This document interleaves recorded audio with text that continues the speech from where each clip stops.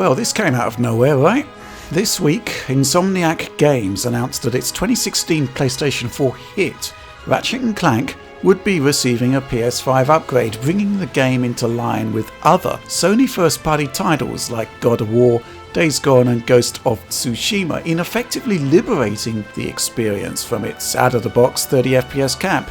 And to put it frankly, it's a brilliant way to replay what is a beautifully executed platform shooter. Ratchet and Clank is essentially a remake or a reboot of the entire franchise, a series that has its roots way back in the PlayStation 2 era. But here's the thing, Ratchet and Clank actually started out running at 60 frames per second, and in point of fact, a majority of titles ran at 60 on the PS2 platform. This is the 2002 original right here, and as you'll see, the basic blueprint of the game carries through to the PlayStation 4 and now the PlayStation 5 game that we're looking at today. But this isn't actually the first remake of the original game. There was a remaster for PlayStation 3, and as you can see from the footage here, we got a substantial upgrade from the original. Model detail was extensively improved, while texture quality is similarly boosted. Fundamentally though, it's the same game with a new lick of paint, and once again 60 frames per second was the target. Obviously many Ratchet and Clank sequels followed, but what fascinates me is how Insomniac went right back to the OG source for the PlayStation 4 reboot. A multitude of changes and improvements were made to the core layouts, but fundamentally there's a large amount of commonality here as we compare PS3 to the launch version of the PS4 game. Watch Ratchet descend into this large open play space. Obviously we're looking at more than a generational improvement here over and above resolution differences. The environment is more packed with life, detail is on another level. What we're seeing here is effectively the original game viewed through the lens of a CG movie aesthetic almost. And in fact, there was indeed a Ratchet and Clank animated movie released in tandem with the PS4 game. Here's another example of how the game evolved in this bridge scene. Even cutscenes have much the same structure too, though obviously the visual improvement here is gigantic. I mean, you could just go on and on really. Water rendering, for example. Same scene, very different interpretation with the move to more modern hardware. Obviously then, a big improvement in all regards except one. Until the arrival of the new 60 frames per second patch for PlayStation 5, Ratchet and Clank, and actually a big bunch of Insomniac games from around 2010 onwards, they ran at 30 frames per second, not the 60 frames per second that we saw in the original Ratchet and a bunch of sequels. At the time, the studio's engine director, Mike Acton, actually produced a blog post saying that Ratchet and Clank: A Crack in Time would be the last title in the series targeting 60 frames per second. According to Acton, sales figures suggested that 60 FPS in no way motivates purchases, a sentiment I didn't really agree with back in the day, but where I definitely agreed was in Acton's idea of a consistent frame rate where fluctuations should never interfere in the game. This statement is kind of telling, and I quote, "When there is a trade-off for frame rate, it needs to be clearly worth it. It must introduce clear improvements on what the player sees and never used as an excuse to not optimize the game or art." So yeah, that philosophy kind of continued into the PlayStation 4 era. Ratchet and Clank was a game built for a rock-solid 30 FPS. PlayStation 5 essentially delivers the horsepower to take the PlayStation 4 Pro rendition of the game, which still ran at 30, and to double the output frame rate to superb effect. And this is Ratchet and Clank 2016 at launch.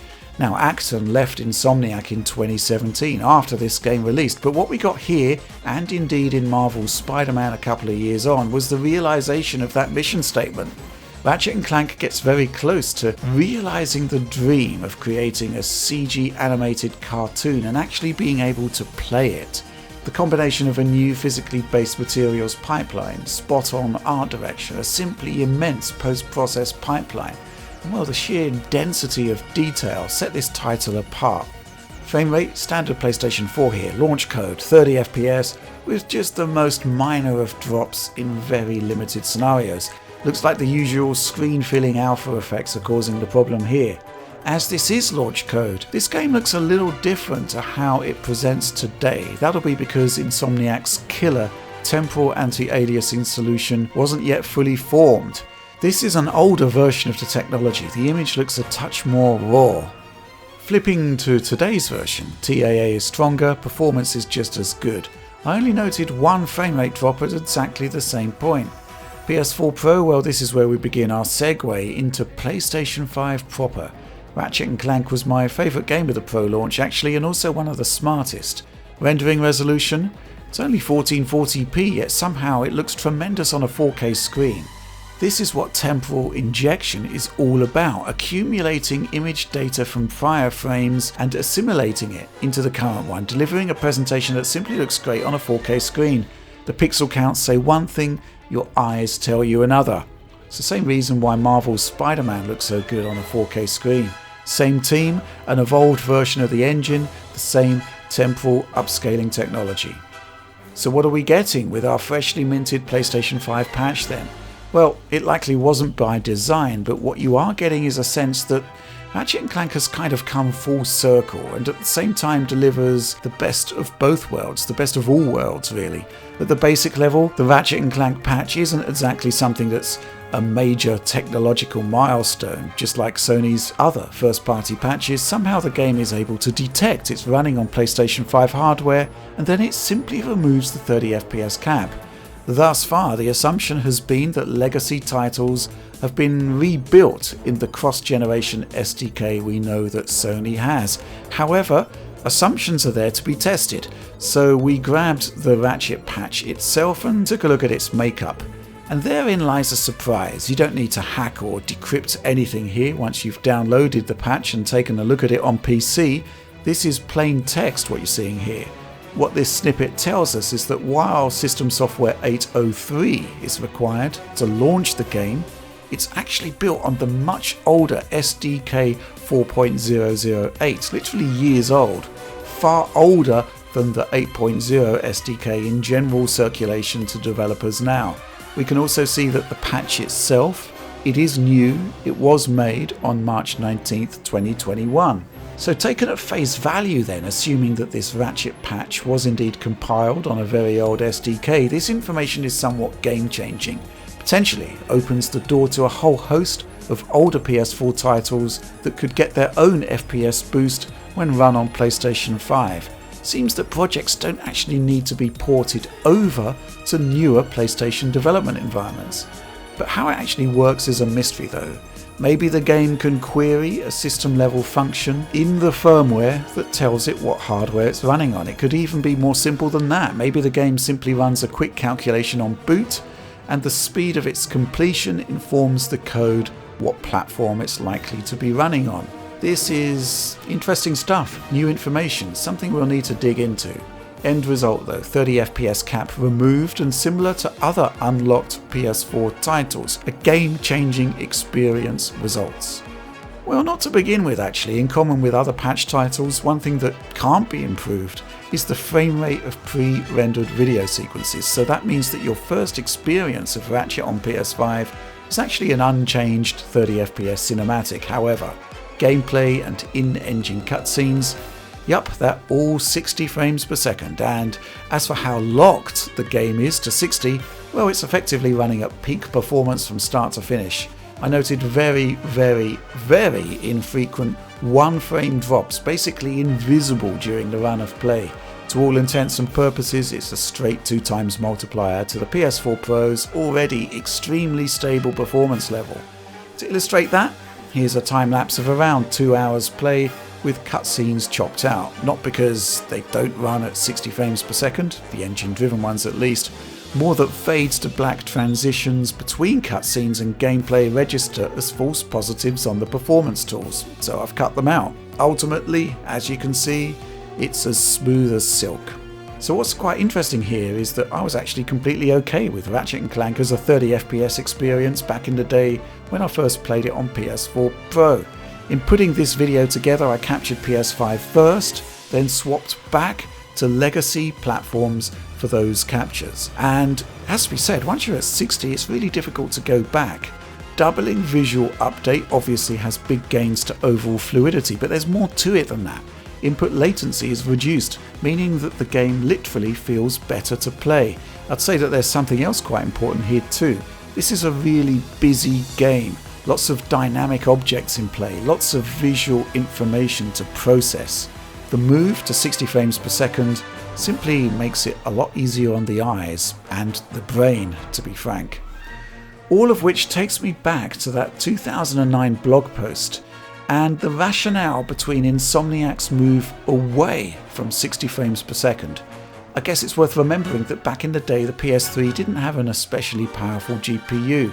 With Ratchet and Clank, A Crack in Time, Insomniac did have issues sustaining 60 frames per second even though they were effectively upscaling, exploiting the MSAA anti-aliasing hardware in the RSX GPU to extrapolate an HD image from blending 960 by 704 native resolution imagery. A very early precursor to the kind of smart upscaling techniques we see today.